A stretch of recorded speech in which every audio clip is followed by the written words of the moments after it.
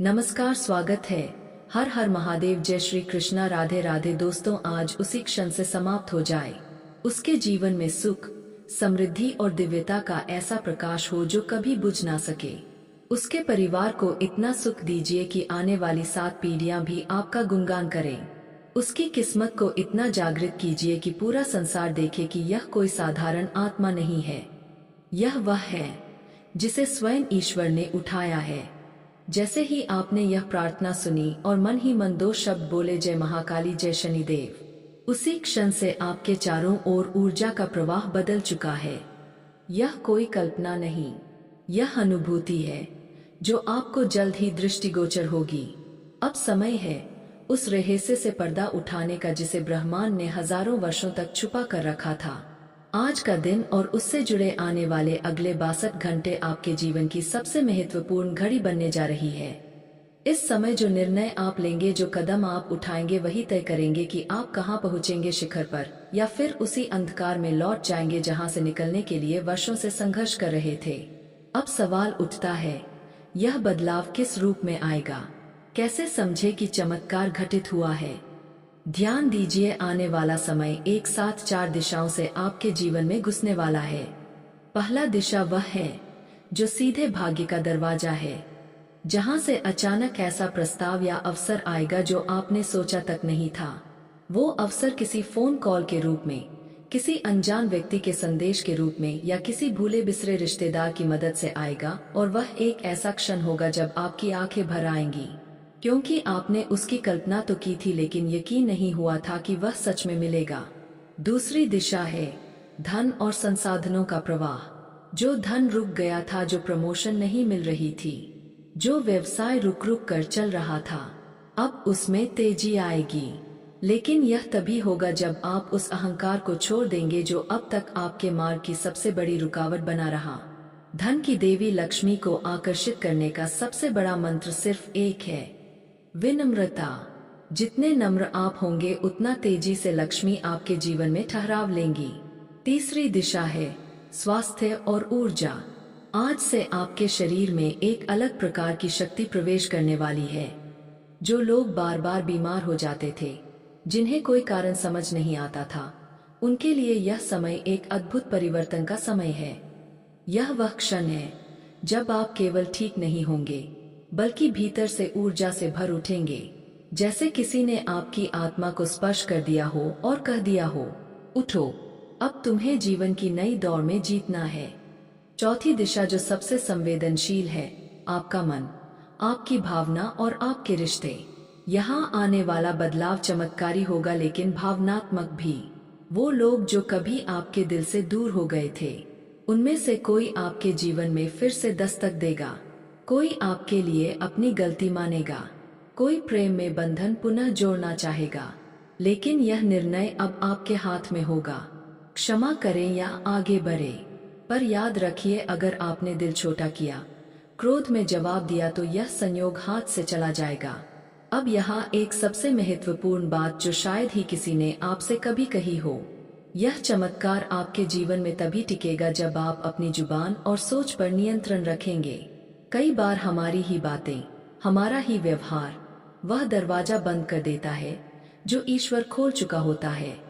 आपको आने वाले बेहतर घंटों में विशेष ध्यान रखना है कि आप किसी की बुराई ना करें, चाहे वह आपका शत्रु ही क्यों ना हो। बिना वजह किसी से वाद विवाद में ना उलझें। क्रोध से पहले 10 बार गिने और अगर माफ कर सकते हैं तो माफ कर दें। माता पिता, बुजुर्गों और गुरु के चरण स्पर्श करें क्योंकि वही मूल है। और सबसे महत्वपूर्ण, सुबह उठते ही माता लक्ष्मी और शनिदेव का नाम लें। कुछ भी अच्छा मिले या बुरा, बस एक बात कहें, जो भी हो रहा है प्रभु की योजना है और वह हमेशा मेरे लिए शुभ होगी। याद रखिए, ईश्वर आपके भाग्य को पलट सकता है लेकिन आपके स्वभाव को नहीं। इसलिए भाग्य के साथ चरित्र को भी जागृत करना अनिवार्य है। लेकिन जैसा कि सदियों से कहा गया है, हर चमत्कार से पहले एक अंतिम परीक्षा आती है। यह परीक्षा किसी प्रतियोगिता की नहीं बल्कि आपके आंतरिक स्वभाव, आपके कर्म, आपके व्यवहार और आपकी वाणी की होती है। कई बार लोग कहते हैं, हमने तो सब कुछ किया फिर भी किस्मत नहीं बदली। लेकिन वे यह नहीं जानते कि कुछ अदृश्य बाधाएं होती है जो हमारे कर्मों और भाग्य के बीच एक अदृश्य दीवार बनाकर खड़ी रहती है। आज उसी रहस्य से पर्दा उठाया जाएगा। अब बात करते हैं उन 7 गुप्त कारणों की जिनके कारण आपका भाग्य अब तक अपने चरम पर नहीं पहुंच पाया। पहला कारण, शब्दों की कठोरता। आपने अनजाने में, कभी गुस्से में, कभी मजाक में किसी के दिल को ठेस पहुंचाई है। हो सकता है वह व्यक्ति कुछ ना बोला हो, लेकिन उसका दिल टूट गया हो। यही टूटन आपकी ऊर्जा को नकारात्मक दिशा में खींचती है। आने वाले 72 घंटों में आपको कोशिश करनी है कि किसी भी व्यक्ति के प्रति एक भी कटु शब्द ना निकले। जो निकला है उसके लिए दिल से क्षमा मांग लीजिए, चाहे सामने हो या ना हो। दूसरा कारण, अहंकार का अदृश्य विष। कई बार आपको लगता है कि आप ही सही है, आप सबसे ऊपर है और बाकियों की गलती है। इसी भाव ने आपको सच से दूर किया और उस सरलता से वंचित कर दिया जो ईश्वर को सबसे प्रिय है। याद रखिए, जब आप झुकते हैं तभी ईश्वर उठाते हैं। जो अकड़ता है वह अकेला गिरता है। तीसरा कारण, भूल जाना अपने स्रोत को। आपने उन लोगों को भुला दिया जिन्होंने कभी आपके लिए छोटा सा ही सही पर कोई सहयोग किया था। चाहे माता पिता हो, शिक्षक हो या वह कोई पड़ोसी जिसने किसी जरूरत के समय मदद की थी। आपकी आत्मा तभी जागृत होगी जब आप अपने स्रोत को पहचानेंगे और धन्यवाद कहेंगे। आज ही उन सबको एक मन का प्रणाम भेजें और कहें, आपने जो किया वह मेरे भाग्य का पहला पत्थर था। चौथा कारण, लोभ और तुलना।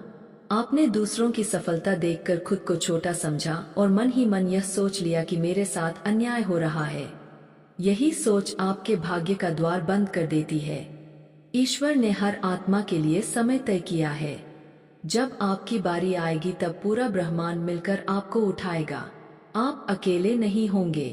पांचवा कारण, अनुशासन की कमी। भाग्य हमेशा उसी के पास जाता है जो उसे संभाल सके, जो दिनचर्या नहीं रखता, जो बिना तैयारी के सिर्फ अवसर का इंतजार करता है। उसके दरवाजे तक सौभाग्य आता तो है, लेकिन लौट जाता है। आने वाले 3 दिन यदि आप अनुशासित रहेंगे, नींद, भोजन, काम और भक्ति में संतुलन रखेंगे तो यह चमत्कार आपके घर स्थायी रूप से टिकेगा। छठा कारण, अंदर की गंदगी। आपके बाहर सब ठीक हो सकता है, लेकिन भीतर द्वेष, ईर्ष्या, पछतावा या आत्महीनता है तो वह आपके कर्मों को अपवित्र बना देती है। हर सुबह और हर रात ध्यान करें। आंखें बंद करके ईश्वर से कहें, जो भी अशुद्धता मेरे भीतर है उसे आज ही जला दीजिए ताकि उस पात्र के योग्य बन सकूं जो आप मुझे देने वाले हैं। सातवां और सबसे खतरनाक कारण, विचारों की अस्थिरता। आपने कई बार ईश्वर से कुछ मांगा, फिर खुद ही उस पर संदेह कर बैठे। यही डावाडोल मन सबसे बड़ा अवरोध बनता है। एक बार जो चाहा उस पर अडिग रहिए। जैसे माँ अपने बच्चे की हर छोटी बात भी समझ जाती है, वैसे ही ईश्वर भी आपकी हर भावना को महसूस करता है। लेकिन अगर आपने ही खुद पर भरोसा नहीं किया तो वह भी चुप हो जाएंगे। अब सवाल उठता है, इन 7 दोषों से मुक्ति कैसे पाएं? उसका उत्तर भी ईश्वर ने बहुत सरल रखा है। सुबह सूर्य को जल अर्पित करें और कहें, हे प्रभु, जैसे आपकी किरणें पूरे ब्रह्मांड को प्रकाशित करती है, वैसे ही मेरे जीवन को भी आलोकित कर दीजिए। रात्रि में सोने से पहले माता लक्ष्मी का ध्यान करके अपने दिन भर के कर्मों की क्षमा मांगे। कम से कम एक बार पूरे मन से किसी की मदद करें, बिना दिखावे के। और सबसे महत्वपूर्ण, हर दिन खुद से कहें, मुझे कोई नहीं रोक सकता क्योंकि मेरे साथ खुद ईश्वर है।